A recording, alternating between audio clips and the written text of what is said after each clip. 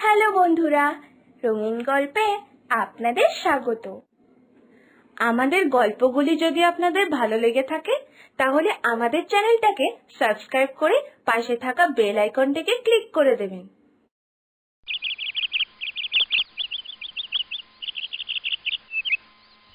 দিদিমণি, ও দিদিমণি, উঠটা পড়ো। অনেক বেলা হইছে তো, তুমি পড়তে যাবা না? ও দিদিমণি, উঠটা পড়ো গো। তুমি এখনো ঘুমাইলে মা তো আবার রাগারাগি করবে। ও দিদিমণি, উফ, বাতাসি পিসি, তোমার এটাই কাজ বলো? প্রতিদিন আমাকে সকালে ডাকতে থাকো, আর আমি জানি মা তোমাকে পাঠায় আমার কাছে, তাই না? আমি একটু বেলা অবধি ঘুমালে তোমাদের কি অসুবিধা আমি বুঝতেই পারি না। আমি তো এখন বড় হয়েছি, নিজের ভালো মন্দ নিজে বুঝি। আমি যখন ঘুমাচ্ছি তার মানে নিজে জেনে শুনেই ঘুমাচ্ছি। তুমি এখন যাও তো, এখন যাও, এখান থেকে যাও, আর আমাকে একটু ঘুমাতে দাও। কিন্তু সোনামণি, আমি যে তোমার জন্যই সকালের কফি আনছিলাম। উইঠটা পড়ো সোনামণি, উইঠটা কফিটা খাও দেহিনি, দেখবা ঘুমটা ভাঙা যাবে। রাগ কইরো না সোনামণি, আমি তোমারে এখন ঘুম থেকে না উঠাইলে ওইদিকে যে মা খুব রাইগা যাবে। আমাদের দুইজনের উপরই রাইগা গেলে কেমনে হবে কও দেখিনি? আর কফিটাও তো ঠান্ডা হয়ে যাইতেছে, ঠান্ডা হওয়ার আগে কফিটা খায়া ফেলাও। উইঠা পড়ো। উফ বাবা, বাতাসি পিসি, তুমি একেবারে আমার মাথাটাই খারাপ করে ফেললে। সকাল সকাল এত বক বক করো কি করে? মাথা ব্যথা করে না তোমার? আর মায়ের কথা তো বলোই না। মায়ের সারাদিনেই দুটোই কাজ। একটা কাজ শুধু আমার সাথে রাগারাগি করা, আর একটা কাজ হচ্ছে তোমার সাথে গল্প করা। তুমি এখন এখান থেকে যাও বাতাসি পিসি, আমাকে একটু শান্তিতে ঘুমাতে দাও।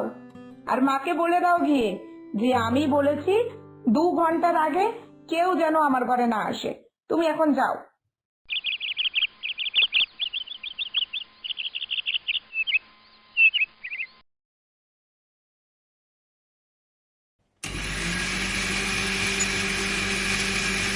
রে বাতাসি, প্রতিদিনের মতো আজকেও ঘুম থেকে উঠলো না, তোকে ওর ঘর থেকে চলে যেতে বললো, তাই তো? আর তুইও চলে এলি। প্রতিদিন এই একই অশান্তি। মেয়েটা দিন দিন যেমন অলস হয়ে যাচ্ছে তেমনই অসভ্য। ওকে নিয়ে যে কি করা যায় কিছুই বুঝতে পারছি না। না, আমার একটা কথাও ও শোনার চেষ্টা করে না, না পড়াশোনা করে আর না ঘরের একটা কাজও করে। এইভাবেই যদি চলতে থাকে তাহলে আমি ওকে নিয়ে কি করব বলতো? পড়াশোনার যা ছিরি, তাতে তো কোনোদিনও চাকরি পাবে বলে আমার মনে হয় না। আর ব্যবহারের যা ছিরি, তাতে ওকে কেউ বিয়ে করবে সেটাও মনে হয় না। আর বিয়ে করলে সংসার তো কোনোদিনই ওর সাথে কেউ করবে না, কারণ এরকম ব্যবহার দেখলে তো ওকে কোনো ছেলেই ওর সাথে থাকতে চাইবে না, তাই না? আরে বৌদিমণি, তুমি বেশি চিন্তা করো না তো, সব ঠিক হয়ে যাইব। এই বয়সটাই এমন। আর তোমগো শহরে না সবাই তো অনেক ধনী, তাই কেউ কারোর কষ্টটা বুঝতেই চায় না। এই যে আমি তো দেখছি সোনামণির যে বন্ধু বান্ধব গুলা ওর লগে দেখা করতে আসে, সকলেই এই রকম। ওরাও তেমন একটা বড়দের কথা শোনে না, এটা আমি ওদের কথাবার্তা শুননাই বুঝছি। তাহলে তুমি কও, সোনামণি যদি হ্যাগো সঙ্গে মেশে তাহলে তো এমন হইবই, তাই না? হ্যাঁ, সে তো জানি। আমার মেয়েটা আর ওর বন্ধুগুলো সবই একই রকম বেয়াদব। বাবা মা এত কষ্ট করে রোজগার করে এদের পড়াশোনা করাচ্ছে, আর এদের দেখো না, পড়াশোনার তো নাম গন্ধই নেই। সারা দিন খাচ্ছে দাচ্ছে ঘুমোচ্ছে আর বেরেল্লাপনা করে বেড়াচ্ছে। এইসবের থেকে যে মেয়েটাকে কি করে বের করি সেটাই বুঝতে পারছি না। কি করে ওকে বোঝাই যে জীবনে ভালো মানুষ হওয়াটা কত প্রয়োজন, জীবনে পরিশ্রম করাটা কত প্রয়োজন। জানো তো বৌদিমণি, আমার মনে হয় কি, হ্যাঁ কেউ তো মানুষের পরিশ্রমটা দেখতেই পারতাছে না। তাই পরিশ্রম, টাকা পয়সা কোনোটার মর্মই এরা বুঝতেছে না। এই যেমন ধরো, শহরে তো সবাই অনেক আধুনিক, তাই বেশিরভাগ মানুষই কাজ করে ওই বড় বড় অফিসের ভেতরে। তাই হ্যাঁদের বাচ্চারা বুঝতেই পারতাছে না যে ওই অফিসের ভিতরে ঠিক কতখানি পরিশ্রম করলে এত টাকা রোজগার করা যায়। আর ওরাই বা বুঝবো কেমনে? যারা অফিসে চাকরি করে তাদের তো এরা দেখতে পারতাছে না, অফিসের ভিতরে কি চলে কিছুই জানতাছে না। তাই তো পরিশ্রম, টাকা পয়সা কিছুতেই এরা গুরুত্ব দিতেছে না। আর তুমি চিন্তা করতেছো ভালো মানুষ হওয়া নিয়ে? যেই দিন ওরা মানুষের পরিশ্রম, টাকা পয়সা সবেরই গুরুত্ব দিতে পারবো, সেই দিন হেরা এমনি ভালো মানুষ হয়ে যাইব। এই লইগা তোমার চিন্তা করতে হইতো না। হ্যাঁ, এটা তো তুই ঠিক বলেছিস। আমি এইভাবে তো কোনোদিনও ভেবে দেখিনি। আমার মেয়ে তো আমাদেরকে কাজ করতেই দেখে না। ওর ঘুম থেকে ওঠার আগেই তো আমাদের সব কাজ শেষ হয়ে যায়।